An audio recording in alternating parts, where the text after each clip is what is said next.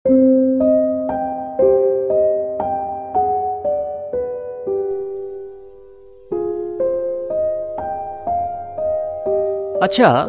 ধরুন আপনি এক জায়গায় ঘুরতে গেছেন, বাড়ি থেকে অনেকটা দূরে, এবং ঘুরতে গিয়ে হঠাৎ আপনি অজ্ঞান হয়ে গেলেন।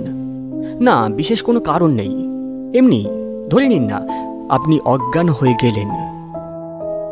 এবং যতক্ষণে আপনার জ্ঞান ফিরল ততক্ষণে আপনি দেখলেন যে অনেক রাত হয়ে গেছে এবং আপনার চারপাশে আর কেউ নেই, কোনো জীবনের সাড়া নেই।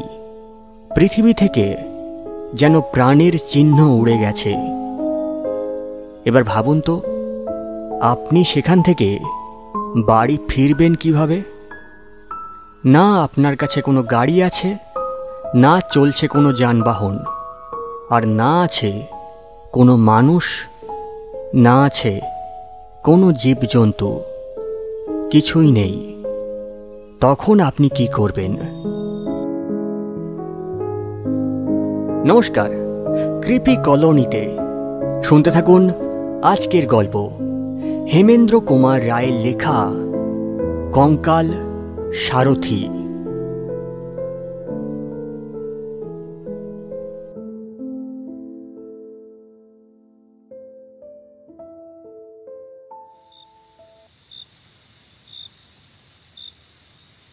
উফ,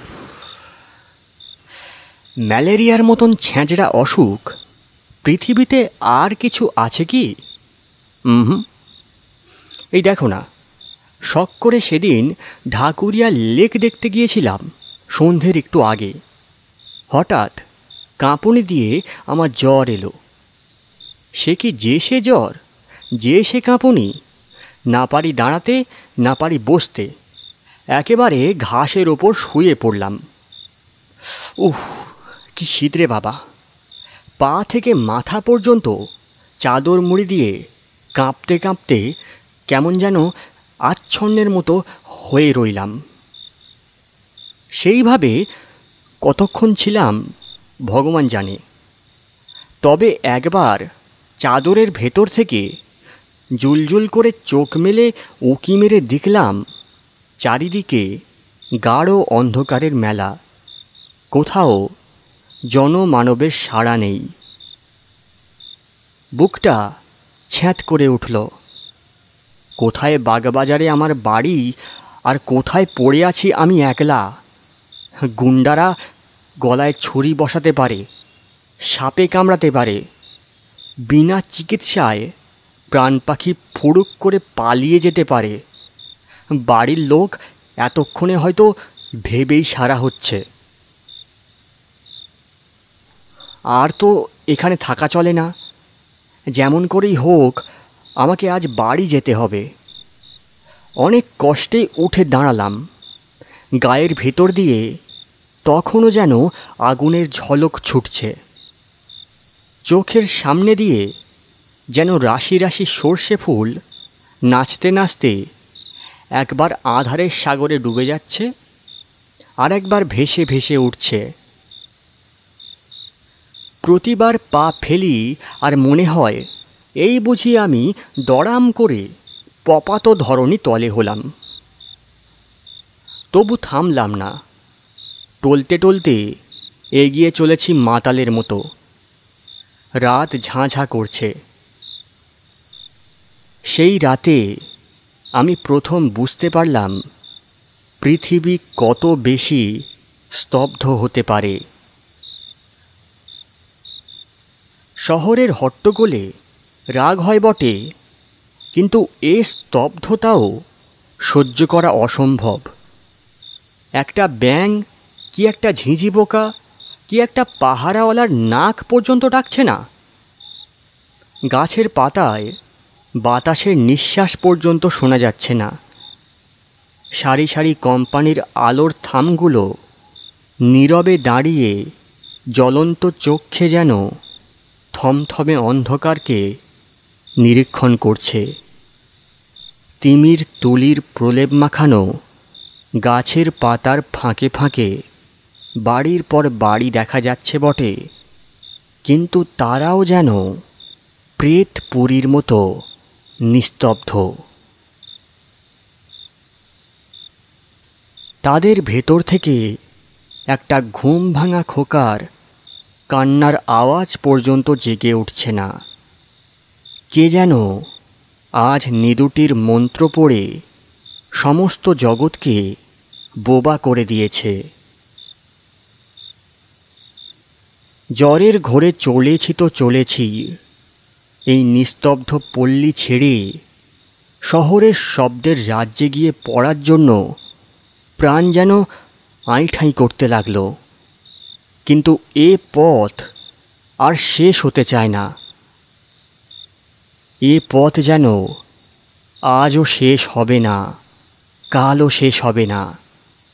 আমাকে যেন অভিশপ্ত আত্মার মতো চলতে হবে অনন্তকাল ধরে।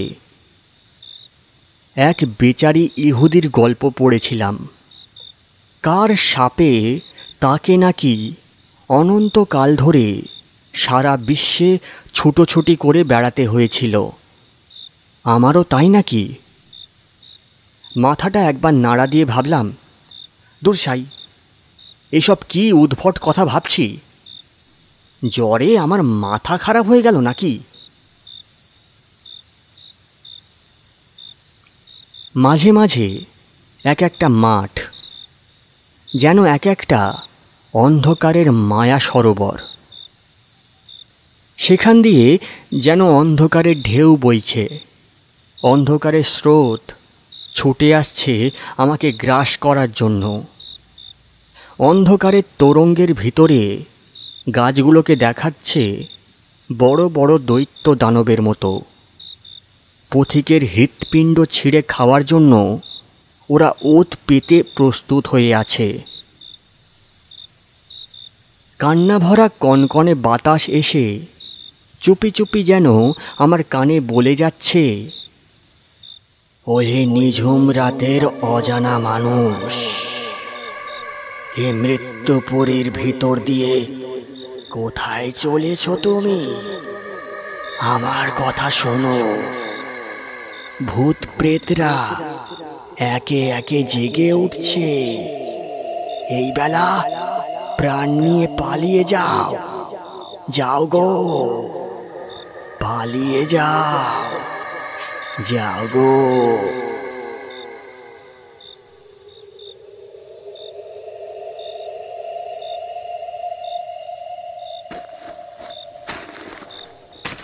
আরও খানিক অগ্রসর হয়ে মনে হলো পৃথিবীর সমস্ত শব্দ এসে আমার দুই পায়ের জুতোর ভিতরে আশ্রয় নিয়েছে। প্রত্যেকবার পা ফেলি আর সেই শব্দগুলো জুতোর ভেতর থেকে চমকে ওঠে, রাজপথের ওপরে আছাড় খেয়ে পড়ে আমাকে চমকে চমকে তোলে। শব্দ শুনতে চাই, নিজের পায়ের শব্দ শুনতে পাচ্ছি, কিন্তু কেন জানি না সে শব্দ শুনে মন আমার খুশি হবে কি আরও বেশি নেতিয়ে পড়তে লাগলো। সে যেন রাজপথে ঘুমন্ত কোনো অশরীরী প্রেতাত্মার চিৎকার। আমার পদাঘাতে সে যন্ত্রণায় গজরে গজরে উঠছে।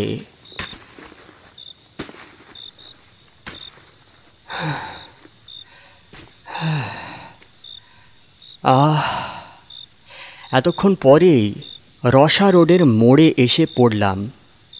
আশ্বস্তির নিঃশ্বাস ফেলে ট্রামওয়ের একটা লোহার থামে ঠ্যাসান দিয়ে দাঁড়িয়ে অনেকক্ষণ জিরিয়ে নিলাম। এখানটাও তেমনই নির্জন ও তেমনই নিস্তব্ধ হলেও আমার মন যেন অনেকটা আরাম পেল। এই তো ট্রামের রাস্তা, এই পথ ধরে সিধে গেলেই যত মাইল দূরে থাক আমাদের পাড়া বাগবাজার যাওয়া যাবেই। খানিক দূর এগোতে পারলেই লোকজনেরও সাড়া পাবো নিশ্চয়ই। আর ট্রাম ও বাস বন্ধ হলেও ট্যাক্সি মেলাও তো অসম্ভব নয়। তখন জ্বরে আমার চোখ ছলছল করছে, কান করছে ভোঁ ভোঁ, আর মাথা ঘুরছে বো বো করে। বারবার ইচ্ছে হতে লাগলো পথের ওপরে লম্বা হয়ে শুয়ে পড়ার জন্য। কেবল বাপ মায়ের বিষণ্ণ মুখের কথা ভেবেই মনের সে ইচ্ছা দমন করলাম অনেক কষ্টে। নিজে নিজেই বললাম, মন, তুমি শান্ত হও। এই পথের শেষেই আছে তোমার বাড়ি, তোমার আত্মীয় স্বজন, তোমার নরম তুলতুলে বিছানা। কোনো রকমে চক্ষু বুজে এই পথটুকু পার হতে পারলেই ব্যাস, সকল কষ্ট, সকল ভাবনার অবসান। হঠাৎ দূর থেকে একটা শব্দ জেগে ওঠে, চারিদিকের নিস্তব্ধতার মুখে যেন ভাষ্য দিলে। ঘড় ঘড় ঘড় ঘড় করে একটা বাজ ডাকার মতো শব্দ আমার দিকে এগিয়ে আসছে। তারপরেই শুনলাম ভেঁপুর আওয়াজ।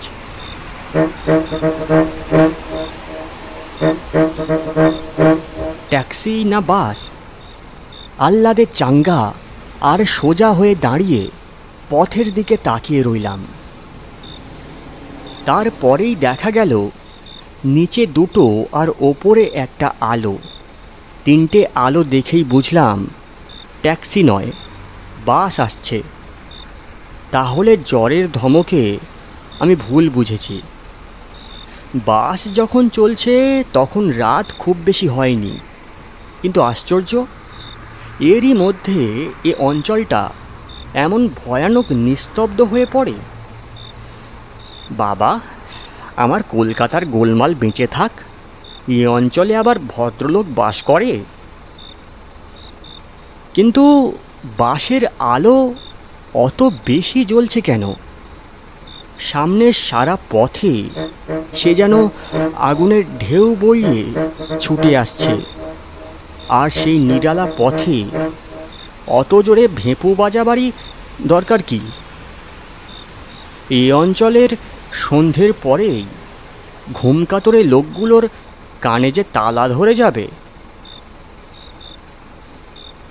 ঊর্ধ্বশ্বাসে ছুটতে ছুটতে ধুলোয় ধুলোয় পথ অন্ধকার করে একখানা রাঙা টকটকে বড় বাস আমার কাছে এসে হঠাৎ দাঁড়িয়ে পড়ল।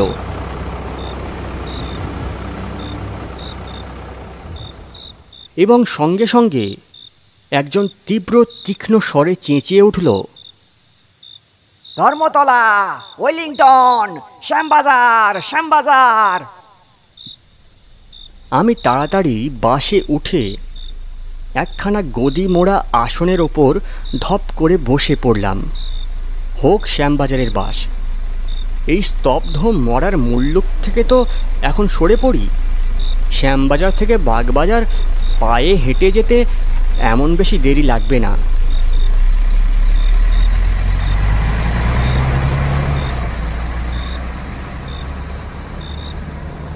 কিন্তু কেন জানি না, বাসের ভেতর ঢুকেই আমার বোধ হলো আমি যেন এক জগৎ ছেড়ে আর এক অচেনা জগতের ভেতর প্রবেশ করলাম। বাস ছুটছে আর ভেঁপু বাজছে। এত বেগে বাস ছুটছে, তার জানালাগুলো সব খোলা রয়েছে, অথচ বাইরে থেকে বাতাসের একটুখানি ঝলক পর্যন্ত আমার গায়ে লাগছে না। ভারী অবাক হয়ে গেলাম।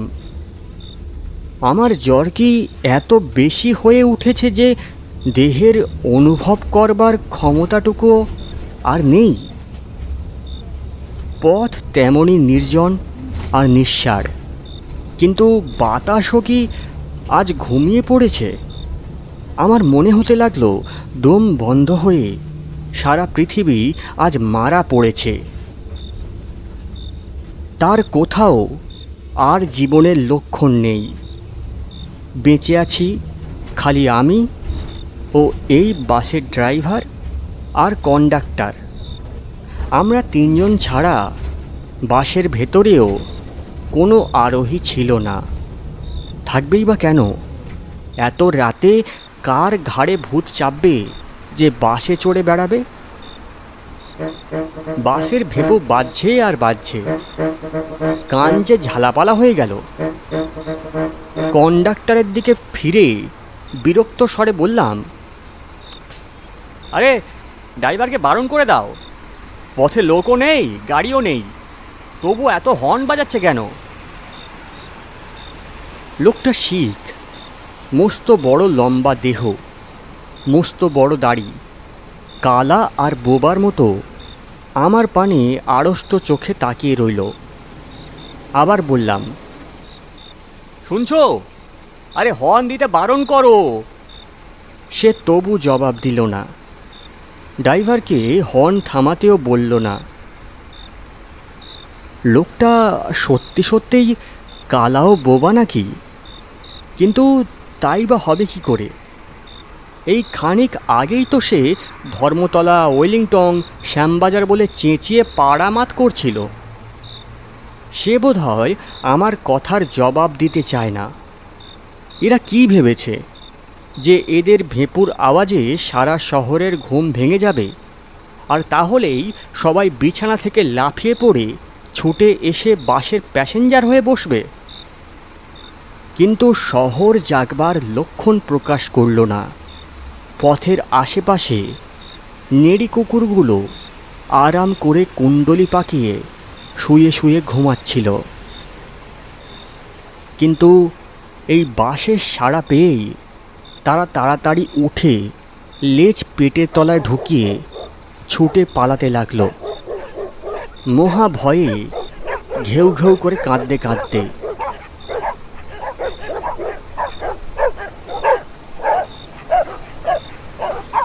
আজকে বাইরের জীবের সাড়া পাওয়া যাচ্ছে কেবল ওই কুকুরগুলোর কাছ থেকে, কিন্তু তারাও দেখা দিয়েই অদৃশ্য হচ্ছে।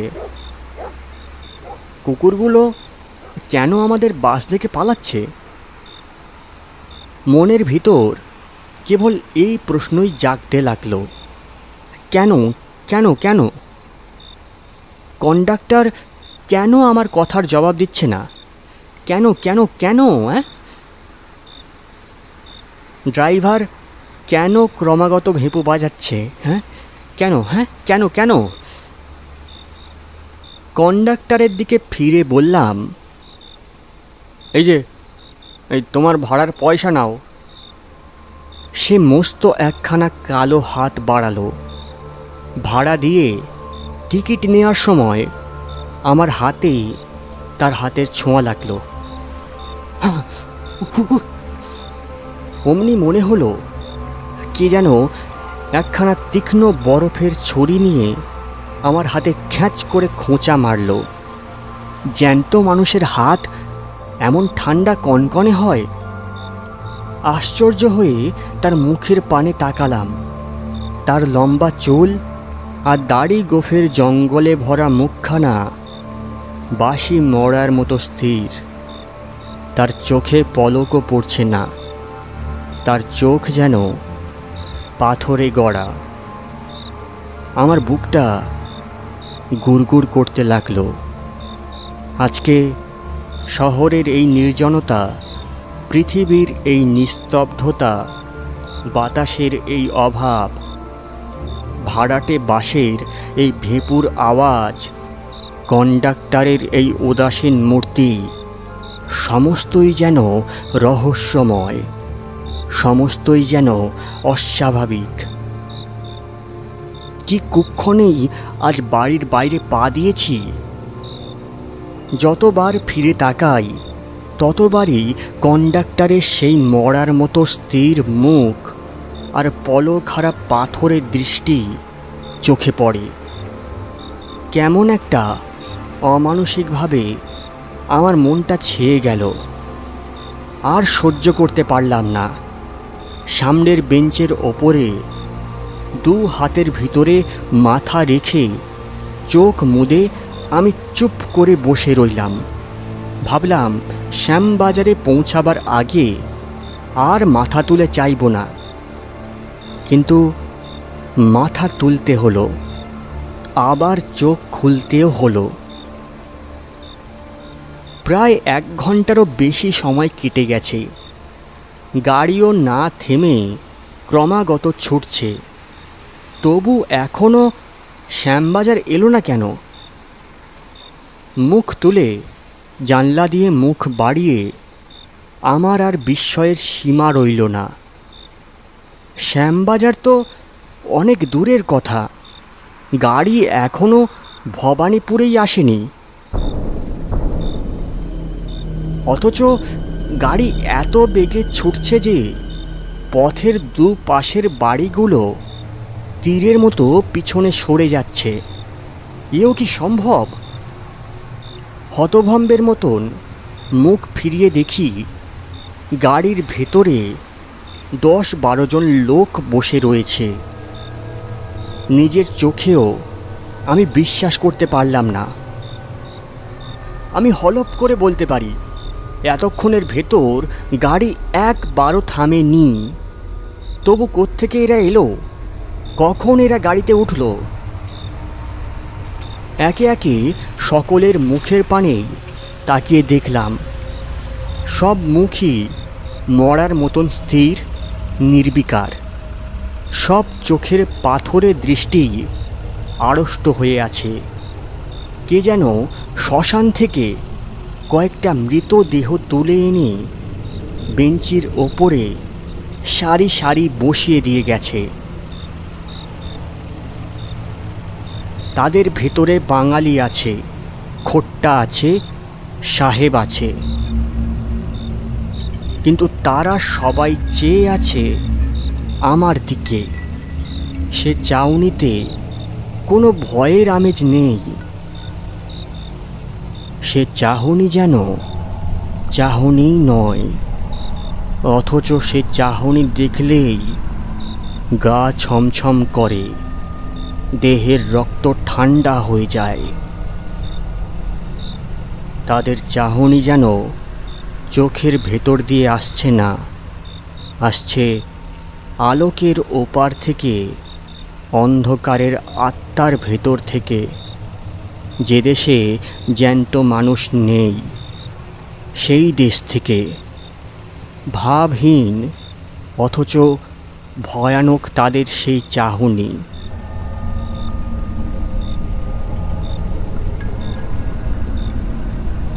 আর এক আশ্চর্য ব্যাপার এই যে গাড়ির ঝাঁকুনিতে তাদের কারোর দেহ একটুও নড়ছে না। গাড়ির ভেতরে বসেও তাদের দেহ যেন গাড়িকে না ছুঁয়ে শূন্যে বিরাজ করছে। মনে হতে লাগলো আমার অজ্ঞাতসারে যেমন হঠাৎ তারা গাড়ির ভেতরে উড়ে এসে জুড়ে বসেছে, তেমনি হঠাৎ তারা আবার হাওয়া হয়ে হাওয়ার সঙ্গে মিলিয়ে যেতে পারে আমার অজান্তেই। যেন তারা ছায়ার কায়াহীন অনুচর, দেখা দেয় ধরা দেয় না। আমার সভয় দৃষ্টি আবার পথের দিকে ফিরিয়ে নিলাম। গাড়ি তেমনই হিচকিতলা আওয়াজের মতন ভেঁপুর শব্দ করতে করতে তীর বেগে ছুটছে, কিন্তু তখনও ভবানীপুর আসেনি। আমি শ্যামবাজারে না সোজা জমালয়ের দিকে চলেছি? কি এক দুঃসহ অজানা টানে অস্থির হয়ে চোখ আবার গাড়ির ভেতরে ফেরালাম। গাড়িতে ইতিমধ্যে লোকের সংখ্যা আরও বেড়ে উঠেছে। নতুন লোকগুলোও স্থির নেত্রে আমার দিকে তাকিয়ে আছে। সমস্ত গাড়ির ভেতরে একটা বোটকা গন্ধ ভেসে ভেসে বেড়াচ্ছে, যেন বাসি মরার গন্ধ। হাসপাতালের মরার ঘরে গিয়ে আমি একবার এই রকম গন্ধ পেয়েছিলাম। আমার সর্বাঙ্গে কাঁটা দিল, বুকের কাছটা শিউরে শিউরে উঠতে লাগলো। আমি কি জেগে আছি না স্বপ্ন দেখছি? আর না থাকতে পেরে হঠাৎ চেঁচিয়ে বললাম, এই কন্ডাক্টর, গাড়ি বাঁধো, গাড়ি বাঁধো, এখানে গাড়ি বাঁধো। কন্ডাক্টর কোনো সাড়া দিল না, গাড়ি থামাবারও চেষ্টা করল না। আবার বললাম, কিন্তু ফল হলো না। রেগে দাঁড়িয়ে উঠে কন্ডাক্টরের দেহ আমি নাড়া দিতে গেলাম, কিন্তু তাকে ছুঁতে পারলাম না।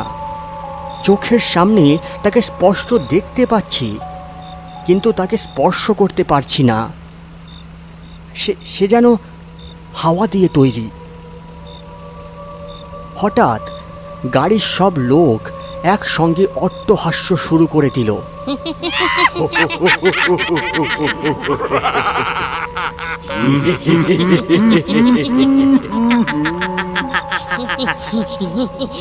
সে অদ্ভুত বিভৎস হাসি আসছে যেন অনেক দূর থেকে, অনেক আকাশ ভেদ করে, অনেক সমুদ্র পাহাড় প্রান্তর পার হয়ে, অনেক নরকের অন্ধকারে ডুব দিয়ে।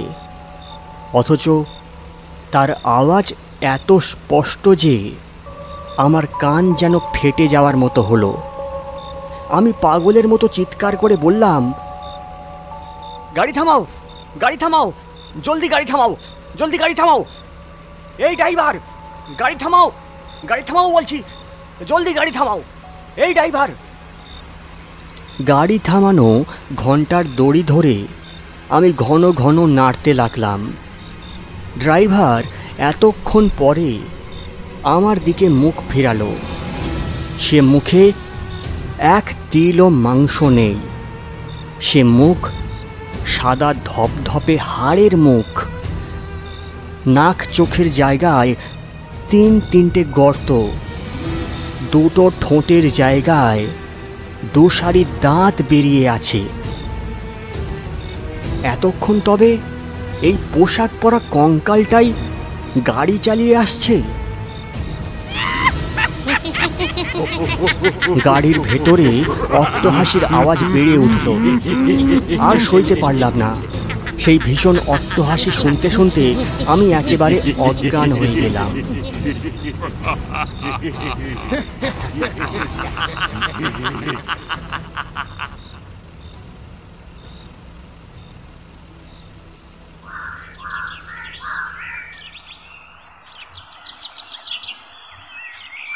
জ্ঞান হলে দেখলাম নিজের ঘরের বিছানায় শুয়ে আছি। আমার চারপাশে বসে মা, বাবা, ভাই বোনেরা। শুনলাম আমি নাকি রসা রোডের ফুটপাতের ওপরে জ্বরের ঘোরে বেহুশ হয়ে শুয়েছিলাম। কালকের রাতের বিভীষিকার কথা সকলকে বললাম। বাবা বললেন, ওসব বাজে কথা। জ্বরের ঝোঁকে লেকের ধার থেকে রসা রোড পর্যন্ত এসে তুমি বেহুশ হয়ে পড়েছিলে। তারপর ওই সব খেয়াল দেখেছ, বুঝলে? কিন্তু আমার মন বলতে লাগলো, না না, আমি যা দেখেছি তা খেয়াল নয়, খেয়াল নয়।